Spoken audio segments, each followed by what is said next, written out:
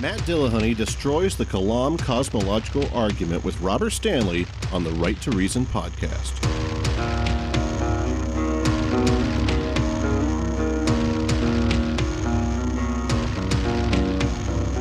Kalam cosmological argument. Here it comes. Get ready, because you're about to get stumped, Dillahunty. Okay. You got nothing on this. All right. So everything that and stop me if I say something you disagree with. Everything that begins to exist has a cause.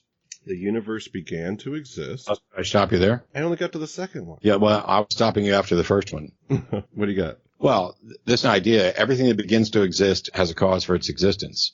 Prove it. No, that's just, if I can put on the Christian hat for a minute. Matt, that's just our obvious way of understanding the universe. Everything's cause and effect. If you do something, there is an effect that was caused by what you did. Sure, that's a demonstration that we can identify causality. And that, so far as we can tell, every effect is the result of the cause. But that doesn't mean that everything that begins to exist has a cause for its existence that's external. I mean, so... Name one thing that doesn't have a cause. So that's a fallacy as well. See, so first of all, this is the black swan fallacy of X is true because we haven't, or basically an argument from ignorance is that X is true because you can't prove that it's false. But let's look at the actual argument. The cosmological arguments used to begin with everything has a cause for its existence. And then people would say, well, then God must have a cause for its existence. And you would want to change the first premise to everything except for God has a cause for its existence, except that results in special pleading, where the very thing that you're trying to demonstrate, that there is an uncaused God, is something you just assert in the first premise. So in order to disguise that, they say everything that begins to exist has a cause for its existence. And, as Dan Barker's pointed out, that divides the universe, that divides reality into two categories. Things that began to exist and things that did not begin to exist. We have I can point to nothing that fits that second category. Nothing. I'm not aware of anything that did not begin to exist. It may be the case. Wait. What are the two categories again?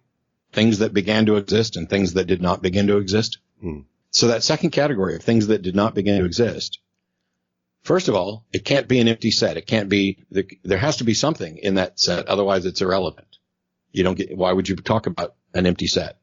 The other thing is, God can't be the only thing that's in that empty set. Otherwise, things that did not begin to exist is synonymous with God, which makes the first premise of the argument become all things except God have a cause, which makes it ultimately circular in that case. Is it fair to call that devil's advocate if I'm being on Jesus' side whenever I'm trying to argue the point? I don't know if that term applies to Jesus' advocate. I don't know. But playing devil's advocate, if... Well, the thing is, and I'll let you play devil's advocate, but the thing for clarity is this. The argument's now dead.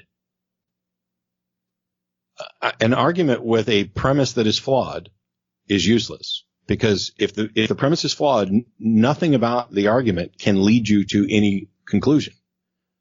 An argument in structure is valid if true premises lead to true conclusions.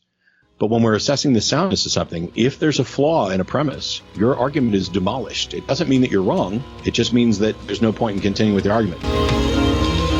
Music by A Lost State of Mind. Find this podcast episode and more like it at therighttoreason.com.